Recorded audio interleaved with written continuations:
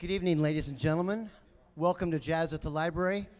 My name is Joe Lizama, and I'm the current board president of Jazz at the Library. I want to let you know that there's a new marshal in town, and it's Marshal Gentry. So Marshal, you grew up here, didn't you, Marshal? Wherever you are? Yeah, sort of. Oh, he's in the audience. We thought he was going to perform.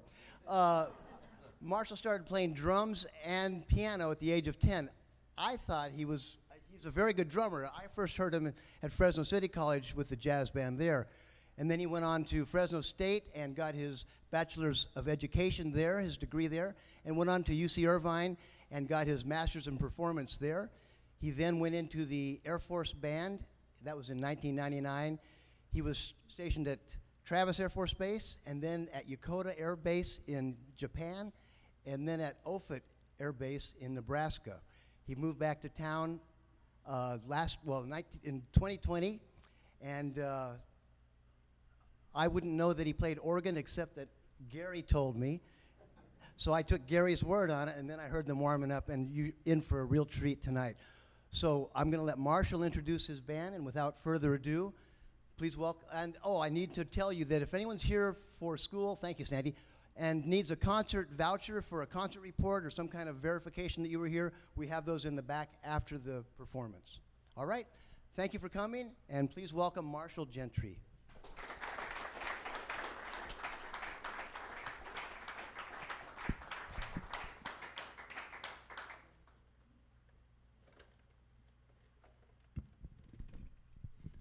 So it was supposed to be a secret that I played organ. So thanks, Gary. Secret. So on guitar is Stu Goodis.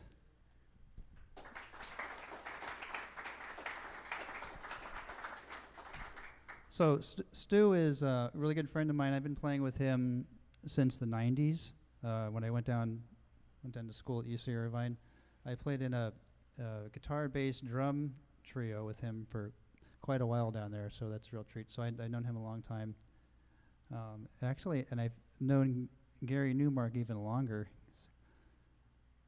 I got to Fresno in '89. I went to Hoover High School. My dad was Air Force, so I was lived all over the place before that. But anyway, when I moved back to Fresno, eventually met Gary, so I've known him a long time as well. So Gary Newmark on drums.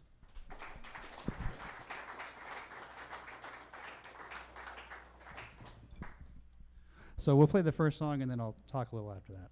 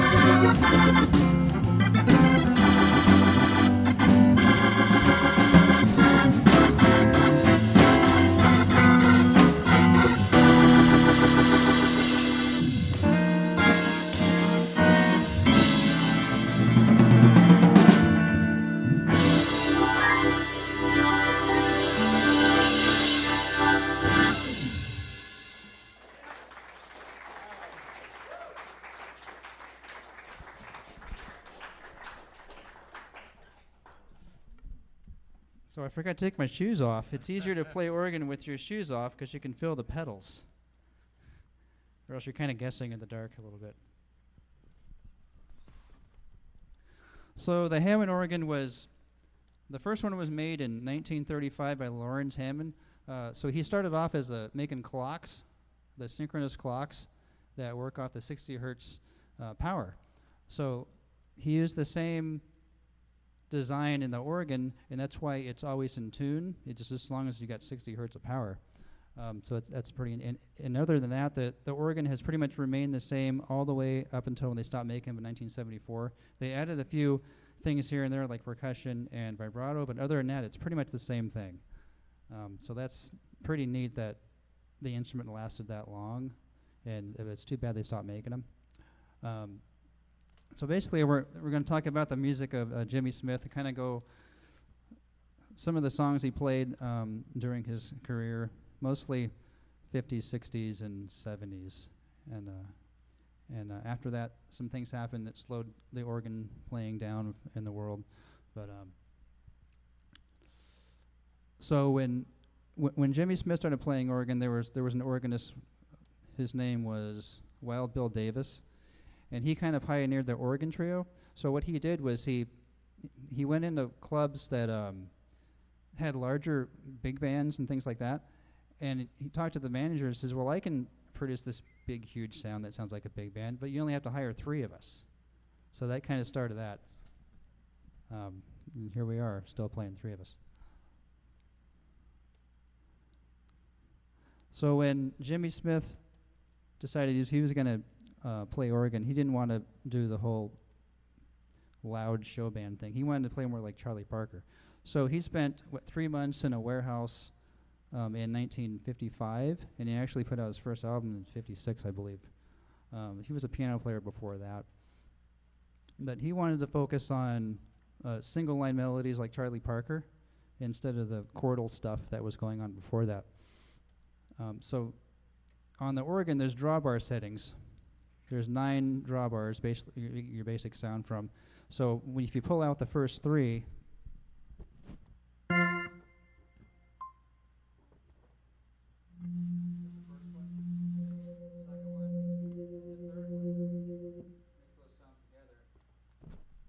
and then add this percussion ping to it, which sounds like this.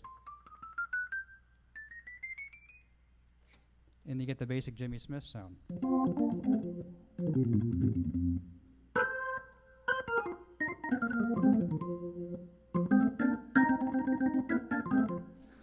So when he created that, everybody under the sun started using the same sounds because it was so great. Other organists from the time, Jimmy McGriff, Jack McDuff, Groove Holmes, and then Larry Young and Don Patterson, some of the couple of lesser known ones. But they kind of used Jimmy Smith's model for their playing as well. And they would do things like change the sound not so much, just maybe just a little bit. There's another guy named Mel Ryan who, instead of using this percussion sound, he used this one. But it's basically the same thing. He just hit one button different, but it changed the sound. So next we're going to play Blues for Jay. It's just a 12-bar blues, which is very common in the organ world to play the blues, especially in the key of F, if you're playing more like a jazz blues. And if you're playing like a I want to call it a blues. Organists like to play those in the key of G for some reason. So, and then those are the 2 popular keys. So this is Blues for Jay, and it's an F, and it's actually Blues for Jimmy. Jimmy Smith wrote it.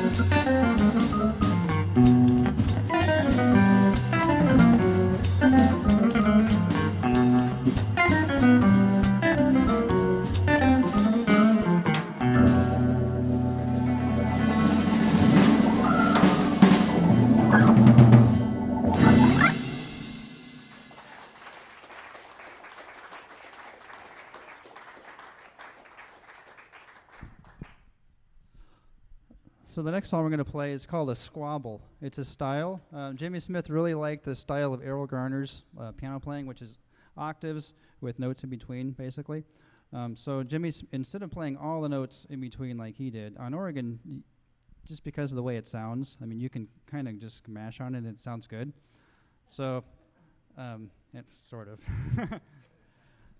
So those drawbars I was talking about, 1 through 9, this one, it's more on the high end. So you pull out the last 4 drawbars, so it sounds more like, instead of this sound,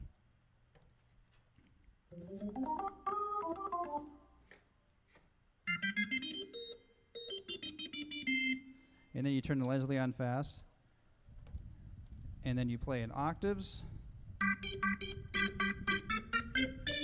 and then the notes in between you kind of mash as a cluster, and you're always kind of, the 5th is always in the chord because of that.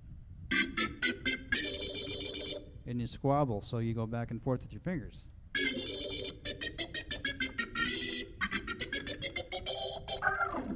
So that's squabbling. So this is I Can't Give You Anything But Love.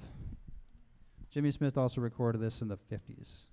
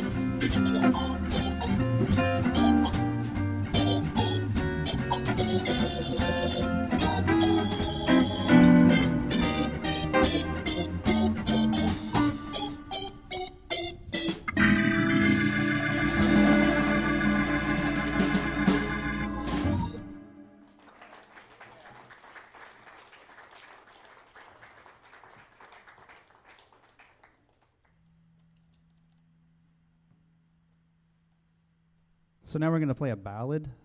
So ballads on organ, that's where you kind of use more of the pedals for the bass notes.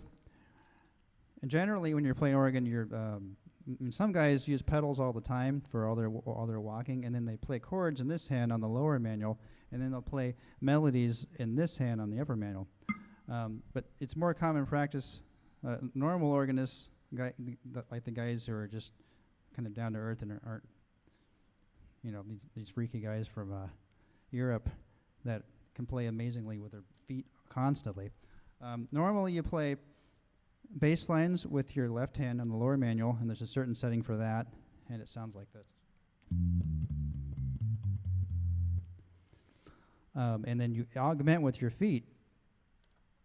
You can either tap with one note, kind of sounds like a bass drum, and it doesn't really matter unless you're laying into it.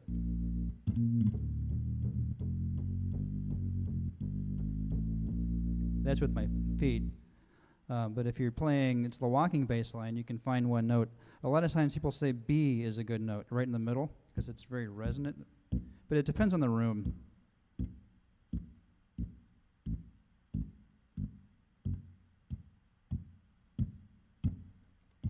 I kind of like that one. I'll use B. So I'm just going to tap.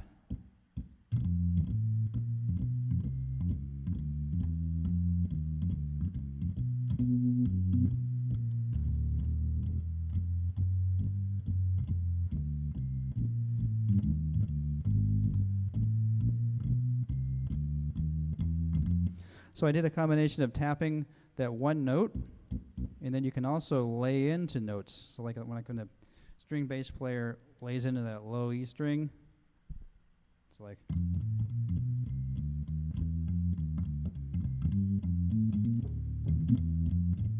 And you can do it again. That's usually when you like drop down a note.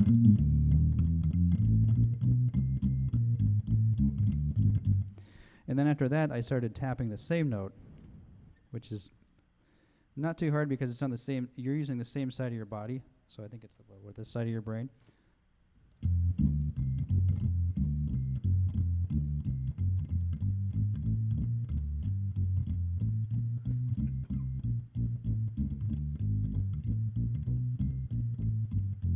Like that. So when you play ballads, it's kind of a combination of playing the bass notes with your hands and your feet. And it's really nice to go to your feet. That way there's a switch over here called a Leslie switch that makes the speed change. That's stop, if everybody can see it. See how it's going around real slow? And then fast. And it's really noticeable on full chords.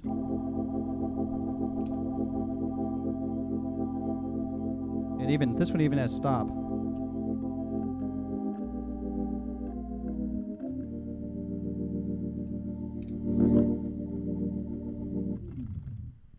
And see how it just fills the room with sound? Isn't that amazing? That's why I like, it's turning up even louder. It's pretty awesome. So we're going to play Laura. Jimmy Smith played this, recorded it, and then everybody else recorded it after he did, of course. So this is Laura as a ballad.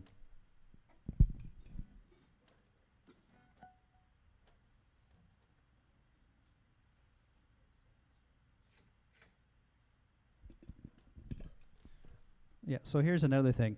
So organists will end a song with like this huge, and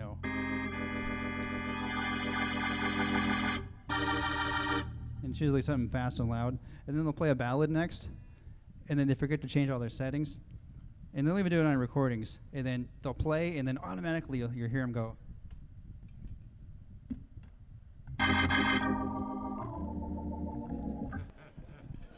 But it's such a part of the sound that it's kind of expected. You hear it and you go, oh yeah, he forgot that he must have had that sound on the last tune.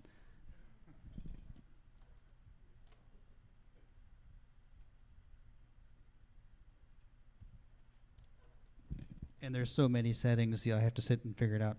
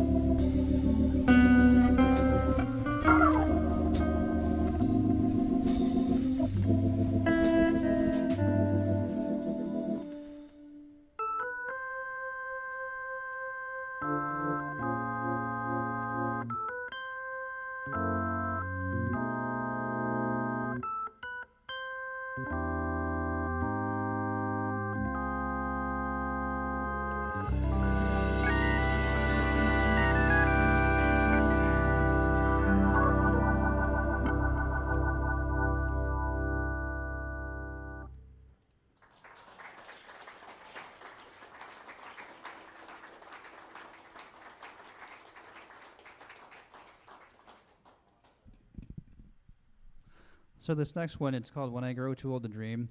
It's one of the more obscure standards. Good luck trying to find it in any of those real books.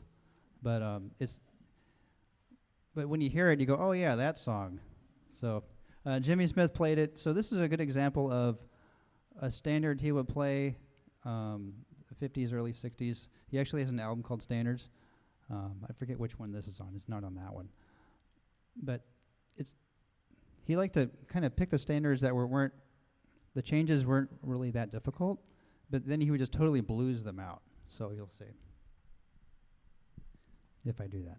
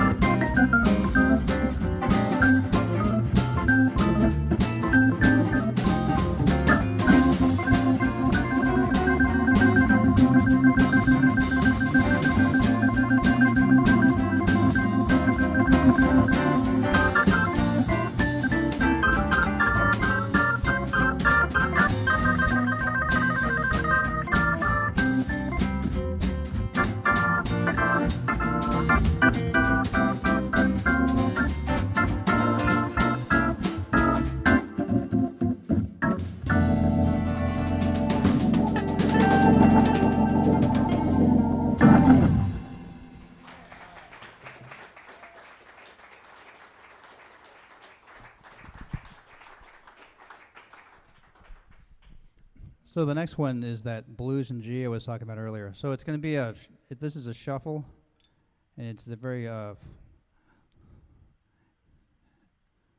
so there's jazz shuffle and there's like blues shuffle, but they're both, there's jazz blues and, do you call it blues? Is that what you call it? Let's just call it that. Usually it's like the 5-4-1 turnaround instead of the 2-5-1, but this has 2-5-1.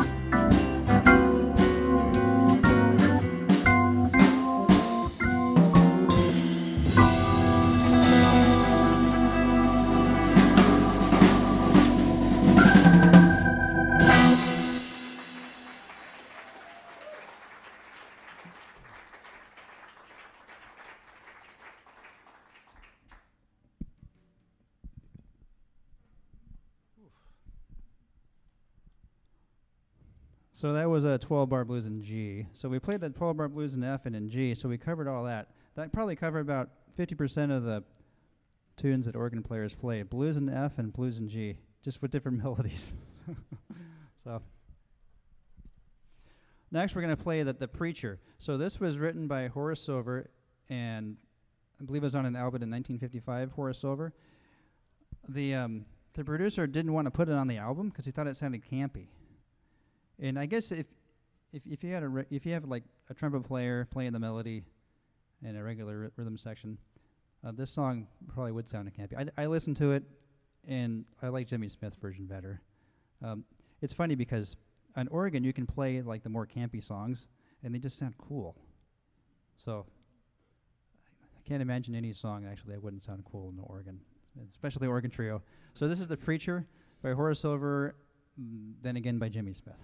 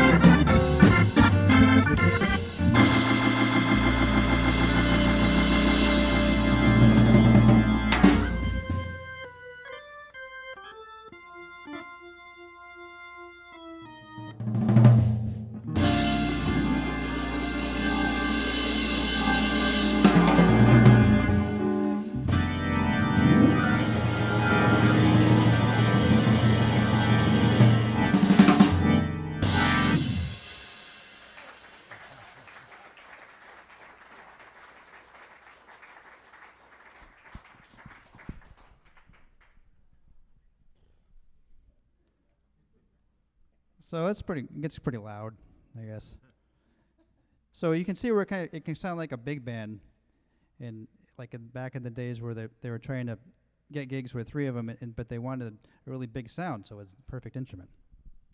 Next, we're going to play a song called Alligator Boogaloo. So Jimmy Smith didn't play this, and he actually didn't play that many boogaloos, but I wanted to include one. Probably the closest thing he played was maybe The Cat from the late 60s. And even that album, there was a big band behind him, and there was a bass player. I think it was a string bass player, I believe.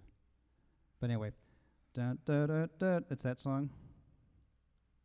Bop, bop, bop, bop, bop. So that boogaloo rhythm, it's kind of like you take a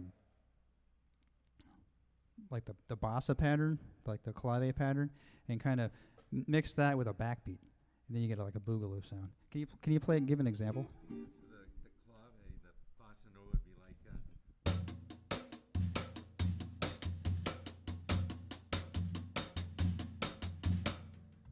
So it'd be like.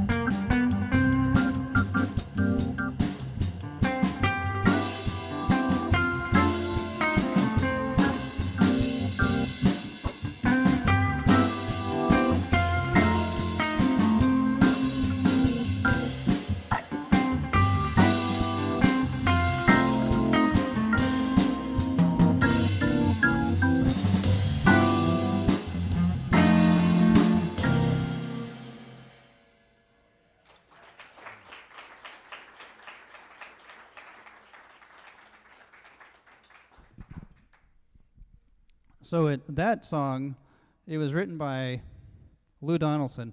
Lonnie Smith played in the organ in the studio for that recording. So when they got to the end of the recording, they had like 3 minutes left, and the producer says, "You need to fill up the record." So Lou Donaldson just made up the melody, and they made it up on the spot. So it was kind of a throwaway song. It turned out to be the biggest hit on the record, obviously. So there you go. So we'll get back to Jimmy Smith. This is Jimmy Smith with West Montgomery. I'm sure everybody knows Road Song. Okay, that's all. I won't say anymore. Then.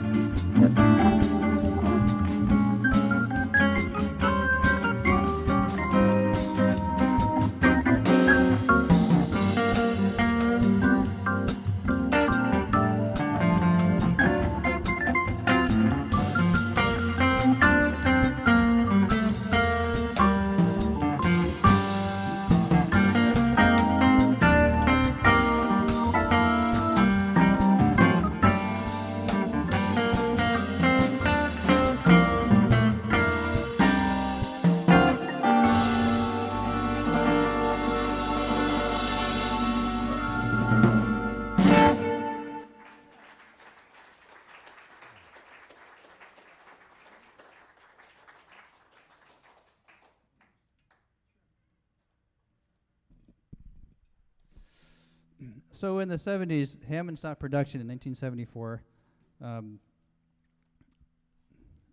Probably because they weren't selling as many organs.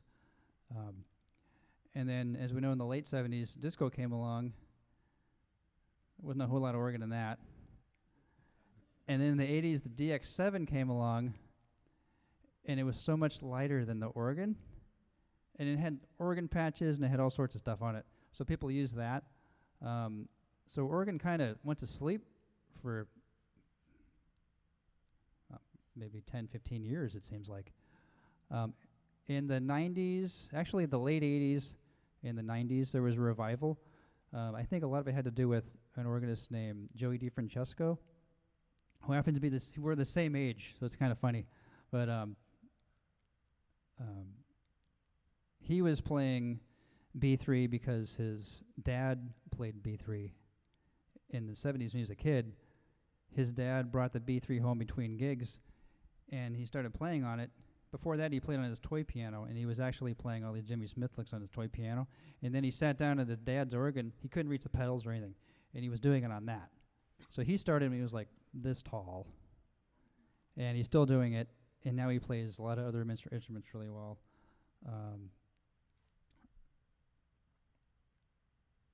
Anyway, he's like way up here. No one can touch him. There's other organists too. Larry Goldings. Larry Goldings is probably one of my favorite organists. If you want to get into listening to organ players, Larry Goldings, Joey DiFrancesco, of course, Tony Monaco, which I've taken some lessons from. Chris Foreman is the guy in Chicago. He's really good. And Pat Bianchi is a new guy. He's probably my age. Anyway, but there's 4 there, and there's a ton of other ones. Not only Jimmy Smith, Jack McDuff, Don Patterson, people like that. So there's a lot of organists out there. But the organ world is actually pretty small, on the other hand. It's like if you know one guy in one part of the country, he knows another guy who knows this guy. It's just this big kind of family of organ players. We have a lot of blogs. We talk about stuff, so. We're going to play 2 more songs. This one's called Sunny. It's a Bobby Hebb? Bobby Hebb, yeah. So it's kind of it was a pop tune. That was another thing organists did, was they took pop tunes and they kind of organized them into the organ trio. Yeah. So it's a kind of a common thing to do. Because, I mean, even campy songs work well in organ trio. So this is Sunny.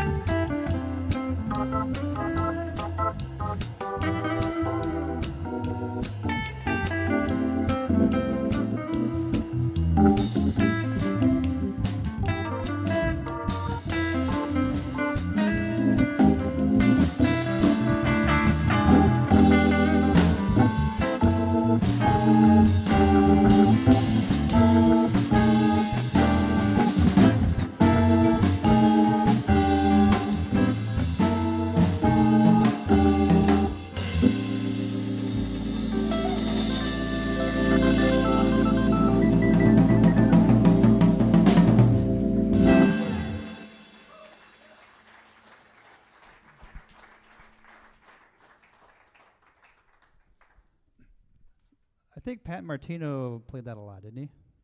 Yeah. And I remember there's a lot of there's a YouTube video of him playing this lick over and over and over again.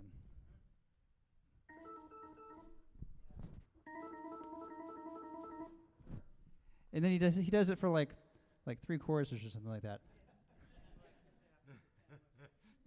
But it's pretty cool because there's an organ behind it, and you get bored, you just listen to the organ.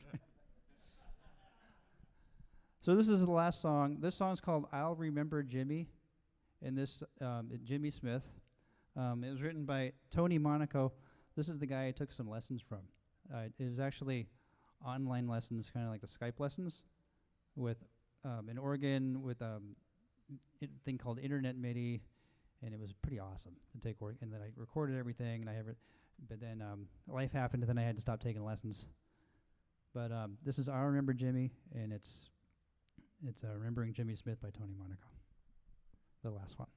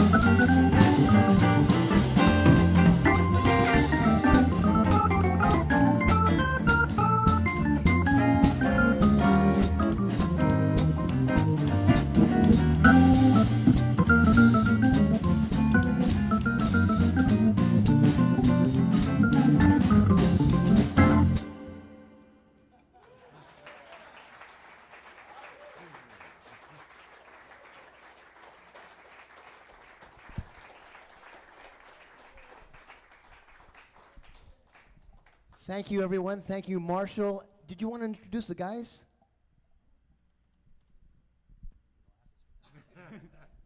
Stu Goodis on guitar. And on drums, Gary Newmark. Great. So I also want to thank New Tonight. We're trying to capture not only the video, which Bill Reeve, one of our board members, has been doing that for several of our presentations, but New Tonight, we're also trying to capture the audio in the best quality possible. And I'd like to thank Chuck Rulegi for bringing his equipment and doing all that.